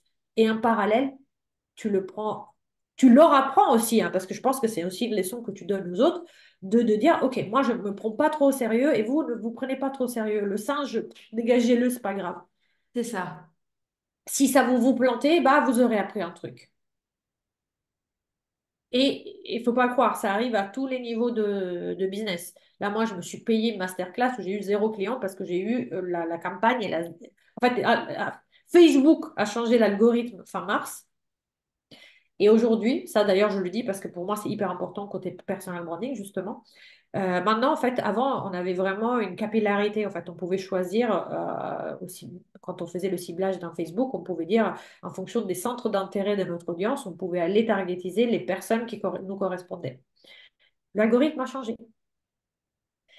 Et par contre, ces petits voilà, clowns de Facebook, ils ont décidé de laisser dans l'interface la possibilité de choisir les centres d'intérêt, sauf qu'ils ne les prennent plus du tout en considération. Donc, si on ne le sait pas, on se plante en beauté, parce que nous, on continue à faire à l'ancienne. On continue à targetiser, sauf que ça ne targetise rien. Maintenant, ils ont une IA qui est intégrée à Meta. Et donc, eux, ils comprennent en fonction des mots que tu prononces sur ces vidéos, plutôt que du texte qu'il y a sur ta publicité, plutôt que dans le texte qu'il y a dans la caption en dessous de la publicité, ils comprennent à qui tu parles. Anciennement, on nous disait, mais non, tu vas pas écrire, imaginons que tu parles au coach et thérapeute, tu vas pas écrire pour coach et thérapeute. Non, parce que tu segmentais dans l'audience et la publicité était pushée que au coach et thérapeute. Donc, tu savais que tu parlais à la bonne audience. Maintenant, si tu le fais pas, il y a les chiens et les cochons qui vont venir voir ta publicité avec des coûts par lead qui vont augmenter énormément. Pourquoi je fais ce discours-là? Pas juste pour parler, faire un cours sur l'algorithme de Meta, mais tout simplement parce qu'aujourd'hui, si tu ne connais pas ton personal branding, si tu ne sais pas qui tu es, à qui tu parles, si tu ne sais pas quels sont les mots qui te caractérisent, parce que du coup, tu dois vraiment ficeler ton message pour que pas seulement ce soit targetisé à la bonne audience, mais en plus, ton audience puisse comprendre pourquoi elle doit te choisir toi. Donc, le choix de mots devient primordial. Et comment choisir tes mots si tu ne sais pas qui tu es? Si tu n'as pas fait tout ce travail-là. Souvent, les gens me disent, ouais, mais le branding, on verra ça une fois qu'on aura l'argent qui rentrera. Bah non, en fait, c'est un peu comme si tu me disais, je mettrai le titre du post que je vis sur LinkedIn une fois que j'aurai le post. Bah non, si tu vas sur LinkedIn, tu refais ton CV, mais tu ne sais pas pour quel poste tu es en train de refaire ton CV, il sera vu plein de fois et personne ne va t'appeler. Ouais. Oui, parce que ça sera pas pertinent pour ce que tu vises. Donc, C'est comme si encore tu fais du tir plus, à l'arc en visant partout c'est sans ça. regarder la cible.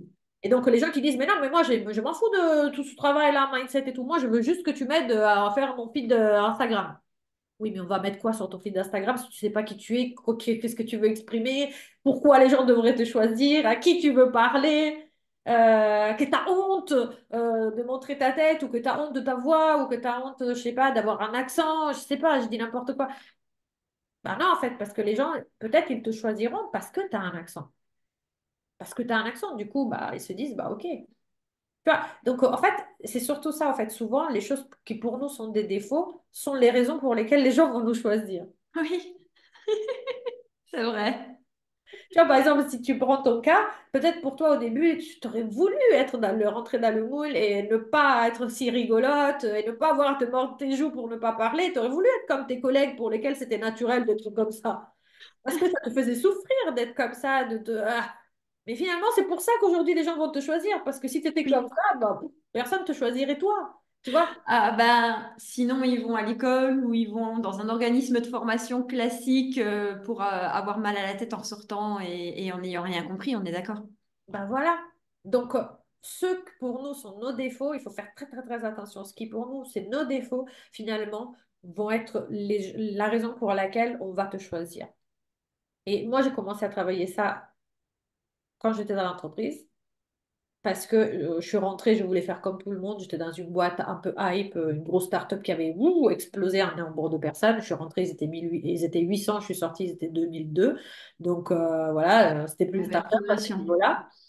Et je voulais être un peu, voilà, start-up, tu sais, un peu moderne et tout ça. Et là, c'était pas moi. C'était pas moi.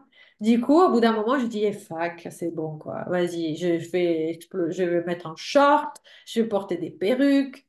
Les gens, au début, ils croyaient que j'avais coupé les cheveux parce que j'essaie de choisir les perruques. Du coup, les gens pensaient que c'était des vrais cheveux. Mais j'ai pas, au bout d'un moment, ils m'ont grillé parce que si tu veux, tu passes du blond platine au brun, c'est pas possible. Je veux dire, même la personne qui a les plus beaux cheveux du monde, elle va les craquer à la fin, tu vois. Et donc, tu vois, au début, je savais très bien qu'on venait me poser la question. T'as acheté, ah, mais c'est une perruque, mais t'as fait quoi? Nanana. En fait, derrière, ils allaient à la cafette. Je le savais. À un moment, j'ai cru, à un moment, j'ai su par des gens qui n'étaient pas de mon service que mon surnom dans la boîte, c'était Poum Poum Short. Parce que j'ai des... Oui, donc toi, la peur du ridicule, quand tu l'annonces, en fait, tu l'as incarné. En fait, tu as déjà testé Ah, tellement. mais en fait, si tu veux, quand tu te lances des challenges où tu vas vers le ridicule exprès, bah après, tu n'as plus peur de rien. Parce que tu sais très Ouais. bien qu'au pire, tu ressens une émotion de honte. Mais en fait, à force de le faire, tu n'as même plus honte. C'est les autres qui vont avoir honte parce qu'ils vont se trouver ridicule. Et c'était ce qui s'est passé. Parce qu'au début, ils se foutaient de ma gueule de mes perruques. Et à bout d'un moment, quand ils ont commencé à voir que voilà, ça m'allait bien et qu'en plus, bah, ça faisait vrai, ils ont commencé à me dire, non, mais en fait, moi, j'ai des cheveux très fins, j'aimerais bien me changer de couleur, mais t'as chez tout ta perruque.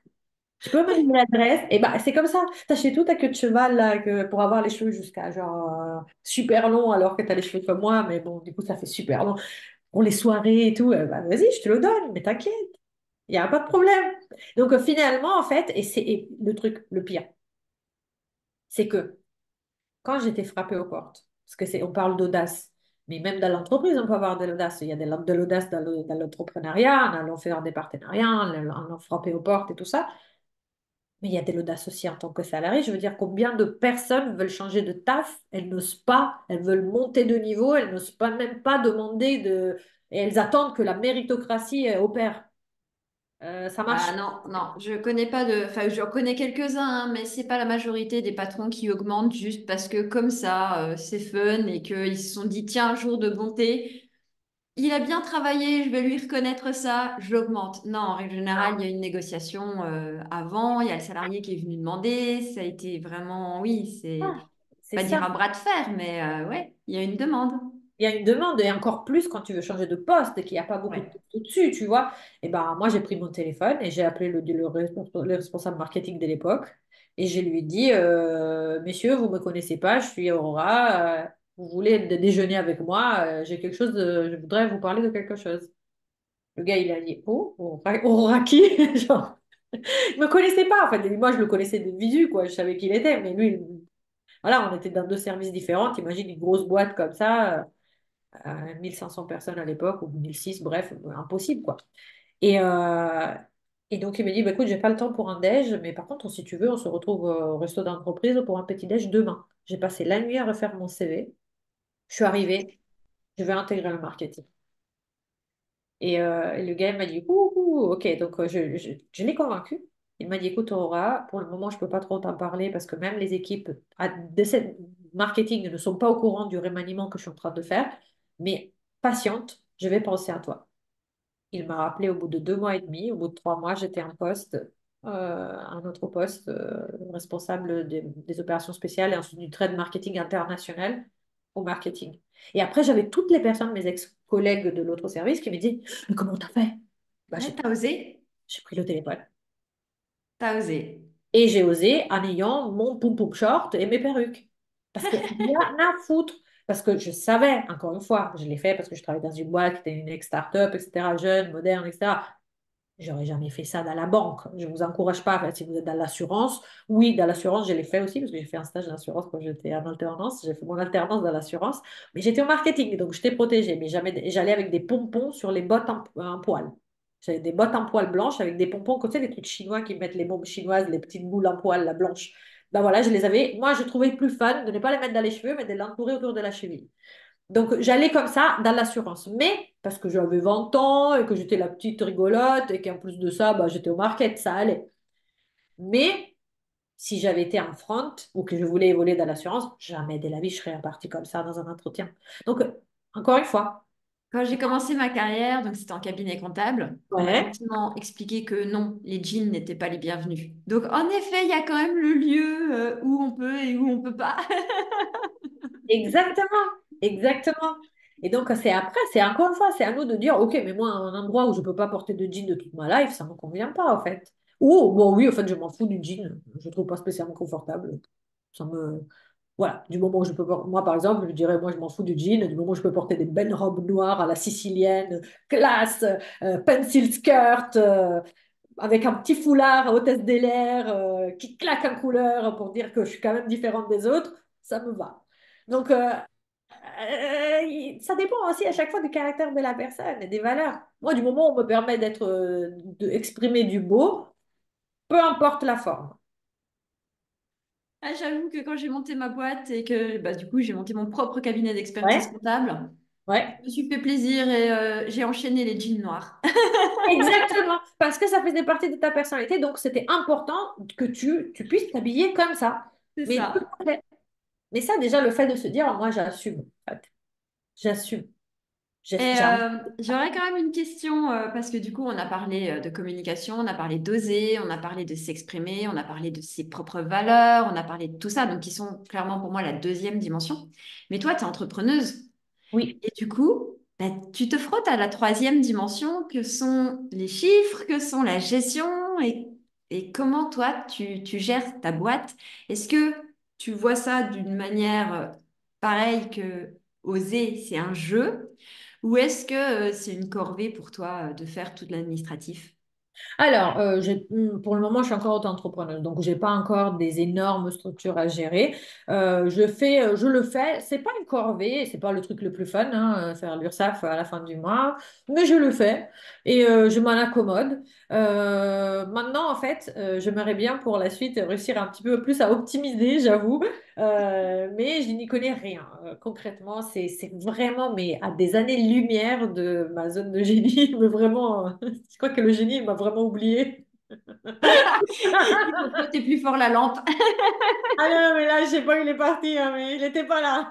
Tu sais, en plus, moi, je m'appelle Aurora. Aurora, c'est Aurore. C'est comme la princesse de la Belle au bois dormant. Et tu sais, tu as les trois fées qui arrivent au début et ils disent, moi, je lui donne la beauté, moi, je lui donne la grâce. Et ben, les chiffres, c'est bon, hein, elle n'est pas passée, celle-là. Alors toi, tu as eu droit aux beaux cheveux parce que pour les auditeurs, Aurora a une coupe hyper stylée, il n'y a pas un cheveu qui dépasse, contrairement à moi où Ah bah alors là, mes cheveux sont complètement indisciplinés. Donc moi, j'ai pas eu les cheveux hyper carrés. Par contre, j'ai eu les chiffres. ah toi t'as eu les chiffres, ça c'est sûr, mais t'inquiète que les cheveux, ça c'est une longue histoire aussi. Hein. J'ai pas eu les cheveux non plus, mais je sais pas si on a le temps, mais ça je pourrais en parler parce qu'il y a vraiment une métaphore là-dessus sur mes cheveux Prenons-le. pendant des C'est années. OK pour toi? Et d'ailleurs vous le voyez hein, si vous regardez sur mon Instagram aurora.davoli, j'ai porté les cheveux très longs. C'était pas mes cheveux. C'est-à-dire, c'était mes cheveux, mais dessous, il y avait des extensions. En fait, j'avais des extensions à clip. C'est comme des petits peignes, vous voyez, les petites barrettes qu'on met sur les enfants, sauf qu'on pouvait accrocher ici des bandes de cheveux. Donc, j'avais énormément de cheveux et tout. Pourquoi? Parce que j'ai toujours eu des cheveux de merde. Mais quand je vous dis de merde, c'est le truc filasse qui tient pas. euh, Horrible, horrible, hyper fin, cassant. J'en perdais beaucoup. À un moment, j'ai eu même peur parce qu'on commençait à voir mon crâne. Bref, l'horreur.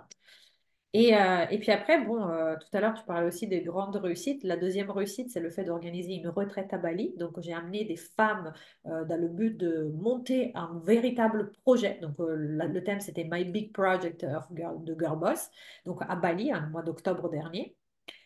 Et là, la veille de leur arrivée, moi, j'étais arrivée un petit peu quelques jours auparavant, je me lave les cheveux. Et j'avais toujours mes extensions avec moi, hein, parce que voilà. Et là, je me vois avec mes cheveux naturels, mais je dis non, mais c'est plus possible en fait. C'est plus possible. Et donc, je rigole avec un ami sur Instagram. Pour moi, il était 11 heures du soir. Pour la France, c'était 5 heures de l'après-midi. Et je lui dis, je coupe. Et il me dit, ouais, vas-y, coupe, coupe. De toute façon, il n'avait rien à foutre à faire, lui, il était en France. Du coup, je lui dis, attends, quand même, j'appelle ma soeur, j'appelle le Joker. Vivi, j'ai fait quoi? Elle m'a dit, ouais, vas-y, coupe, coupe. Mais elle entendait, va chez le coiffeur, tu vois. Je raccroche avec elle, je vais prendre des ciseaux. Coupe. T'as coupé toi-même tes cheveux, À 11 heures du soir, comme la dans les veille, films. comme dans les films. Et j'ai fait la photo parce que je me dis, personne ne va me croire. La photo, c'est des cheveux dans les toilettes. Et ah oui, oui, j'ai coupé moi-même à cette hauteur-là. Hein. Là, ça fait 6 fois depuis octobre que je recoupe.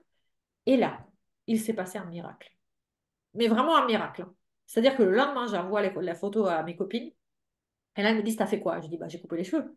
Elle m'a dit, non, non, mais t'as fait quoi pour. T'as une perruque, t'as des extensions. Elle m'a dit, non, c'est mes cheveux. Elle m'a dit, non, non, c'est pas possible. Parce qu'elle connaissait ma nature de cheveux. Et là, les cheveux, se sont transformés. Transformés. Mais vraiment. Du coup, ils étaient rigides, tu vois, épais, rigides, bref. Et là, j'ai une métaphore. C'est que depuis des années, je voulais faire pousser les cheveux. Et donc, à chaque fois, vous savez, quand on coupe 1 centimètre, non, non, vous coupez pas, coupez pas. Non, non, un tout petit peu, un tout petit peu. Comme ça. Pendant 3 ans et demi, j'ai voulu faire ça pour avoir les cheveux longs. Parce que dans ma tête, pour être jolie, il fallait avoir les cheveux longs. Encore un autre conditionnement. Mais voilà, les princesses ont toujours les cheveux longs, souvent. Bref, voilà. Et là, le moment où j'ai dit, bah, j'ai coupé 25 centimètres, parce qu'ils étaient longs mes cheveux, mais ça ressemblait à rien quand même. J'ai coupé 25 centimètres toute seule. Et bah, c'est un peu comme si mes cheveux m'ont remercié. Et là, l'idée, c'est quoi? De se dire parfois dans notre vie, il y a des choses qu'on doit couper depuis très longtemps. Et on le sait. On sait que ça ne nous fait pas de bien. Ça peut être une relation, ça peut être une activité, ça peut être un poste de travail, ça peut être des collègues, ça peut être son fiancé ou son mari. Parfois, on sait qu'il y a, ou des amis. On sait que ce n'est pas des bonnes choses pour nous. Et on reste dedans. On reste. Parce que tu comprends, ça fait longtemps. Et puis après, même moi, je veux avoir la bonne relation qui dure et c'est ma meilleure amie. Je ne vais pas lui couper les poings. Ok, on reste. Et en fait, ça s'effrite. Ça ne s'améliore pas. C'est pire qu'avant. Et quand on prend la décision de coupe nette, alors je ne vous dis pas de couper les relations avec les vauchères, hein, mais juste de se dire, OK, s'il y a des choses dans ma vie que je n'aime pas, au lieu de continuer de me plaindre en me disant comme moi, hein, ah, j'ai des cheveux fins, ils sont filasses, ils tombent, etc., eh ben, qu'est-ce que je peux faire? Allez regarder là où vous avez votre leadership. Parce que la nature m'a fait comme ça, du coup, je ne pouvais pas agir sur l'ADN de mes cheveux. Je ne pouvais pas. En revanche, qu'est-ce que je peux faire pour alors, j'avais agi à ma façon en rajoutant des extensions, sauf que j'en avais marre de porter les cheveux d'une indienne. Je veux dire, à bout d'un moment, c'était.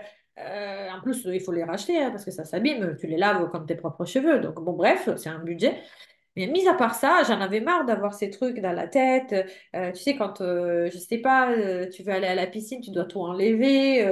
Tu fais une mammographie et tu dois enlever tes extensions parce que tu peux pas, sinon tu te prends le truc.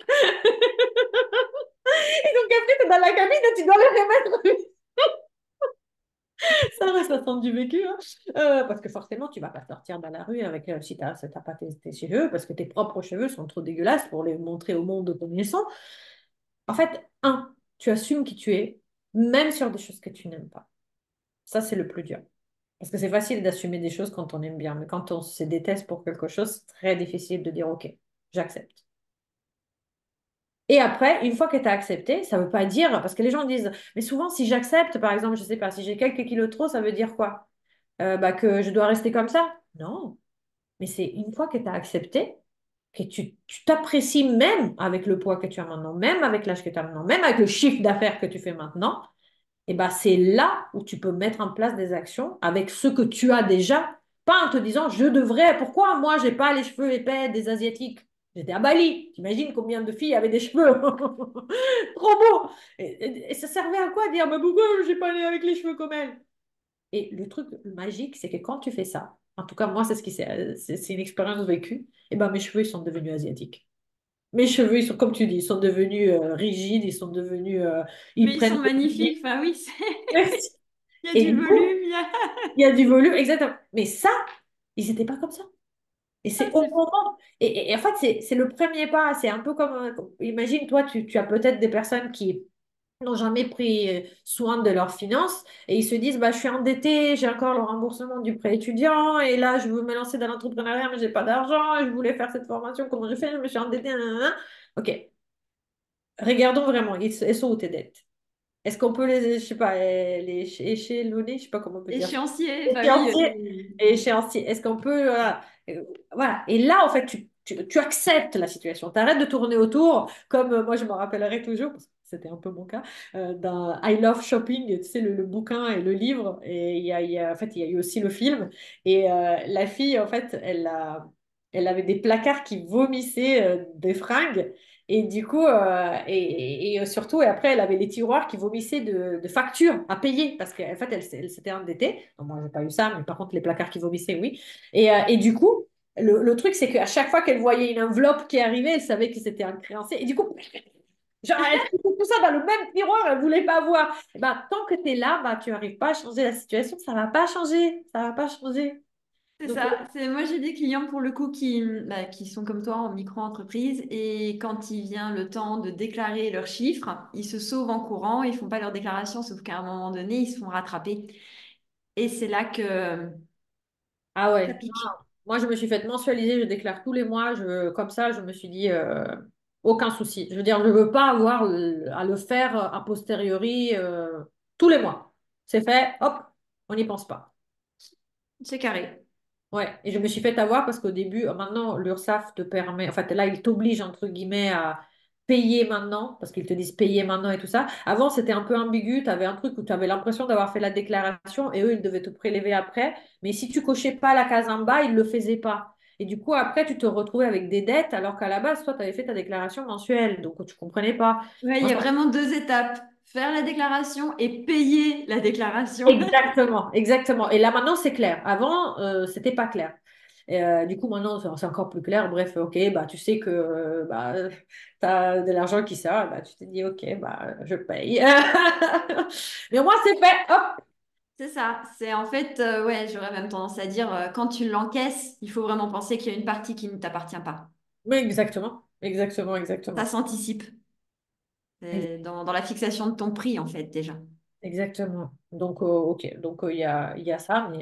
Mais voilà. Donc, c'est pour ça que je vous ai fait la métaphore, en tout cas, avec les cheveux, pour vous dire, parfois, les situations peuvent changer du tout au tout si vous acceptez la situation qui ne vous plaît pas aujourd'hui. Et vous agissez en reprenant le lead sur ce que vous pouvez faire avec la matière que vous avez maintenant, l'entreprise que vous avez maintenant, le branding que peut-être vous ne pensez pas avoir, mais en vrai, tout le monde a un branding. Le problème, c'est est-ce qu'il est intentionnel ou pas? Mais même si tu ne travailles pas ton branding, tu en as un. Parce qu'on tape ton nom sur Internet, il y a quelque chose qui sort. Maintenant, est-ce que chose qui sort correspond à ce que tu as envie qu'il sorte ou tu as envie de être une autorité dans un autre domaine? Et ben à ce moment-là, qu'est-ce que tu peux faire? Tu vas écrire par exemple des articles sur LinkedIn pour te construire une autorité. Tu vas interviewer des gens de ton secteur d'activité visé parce que leur autorité va détendre sur toi si c'est toi qui les interviews. Et tu vas mettre, après, tu vas transformer ça en article, un podcast, etc., etc. Bref, l'idée, c'est qu'est-ce que tu peux faire aujourd'hui à partir de ce que tu as maintenant. Voilà, pour moi, ça, c'est comment construire son branding de façon consciente et intentionnelle. Je crois que pour terminer cette interview, c'est un conseil magique. En partant des Est-ce que tu veux cheveux. rajouter quelque chose? Ou est-ce que c'est bon pour toi? Eh bien, écoute, je ne sais pas si je peux parler des projets futurs, je ne sais pas si tu veux Eh qu'on ben, en parle. vas-y, vas-y, Eh vas-y. bien, écoute, j'organise avec une super coach en business, d'ailleurs tu la connais, c'est Ismeri. On organise pour le mois d'octobre le round 2 de la retraite à Bali. Et on est encore en train de travailler le message, mais concrètement, vous allez refaire en très peu de temps votre business, modèle d'affaires qui va vous servir pendant une énorme période de temps successive. Et donc, l'idée, c'est de venir profiter de ce cadre magique pour remettre à clair les bases de votre business et travailler tout ce qu'il y a autour en termes de mindset et de branding, parce que moi, je suis là aussi pour ça. Donc, ça va être dans un cadre spectaculaire que je connais parce que c'est celui où je suis allée l'année dernière et c'est génial, avec des expériences de ouf, parce qu'on ne va pas se renfermer entre quatre murs, on va à l'autre bout du monde, c'est aussi pour aller à la rencontre de la population et voilà, de la culture locale.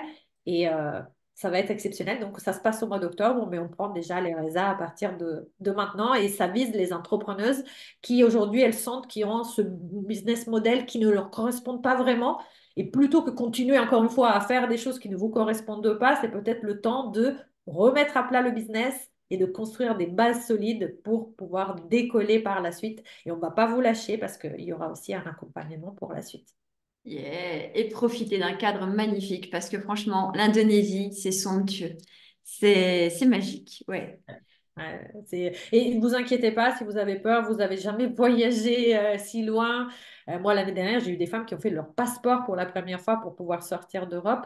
Et ben, moi, je parle indonésien. Bon, je suis pas bilingue, mais je parle vraiment indonésien. Donc, je peux gérer toute situation et je l'ai appris exprès, en fait, pour pouvoir justement m'immerger et permettre aussi cette osmose avec la population locale et que ça reste pas, c'est pas juste une retraite business. C'est pas juste un voyage de plaisir, c'est un mix de tout. C'est une véritable expérience il va y avoir un avant et un après pour votre business, mais aussi pour votre vie. Et ça donne sacrément envie. Je vous mets tous les liens dans la description du podcast. Comme Yes. ça, vous trouverez facilement. Et n'hésitez pas à suivre Aurora sur Instagram. Ça vaut le coup. Franchement, ce qu'elle partage. Enfin, moi, je sais que j'interagis beaucoup avec toi parce que toi, tu vas mettre une paire de talons hauts et moi, je vais mettre une paire de Crocs. Mais c'est ton branding et c'est très bien parce que tu l'assumes et ça devient fun et ça devient rigolo et c'est cool, quoi, tu vois? Enfin, moi, je m'en amuse et comme tu dis, le business, c'est un jeu. Je le dis aussi très régulièrement. Amusons-nous. Oui. Et très bonne retraite à toi et à toutes les femmes qui vous accompagneront avec Ismeri à Bali. Parce que franchement, ce moment, je pense qu'il va être magique. Et pour le reste, restez à l'écoute de la 3e dimension et que la gestion soit avec vous. À bientôt. À bientôt. Merci encore, Steph. Merci. Merci à toi, c'était un pur moment. Merci.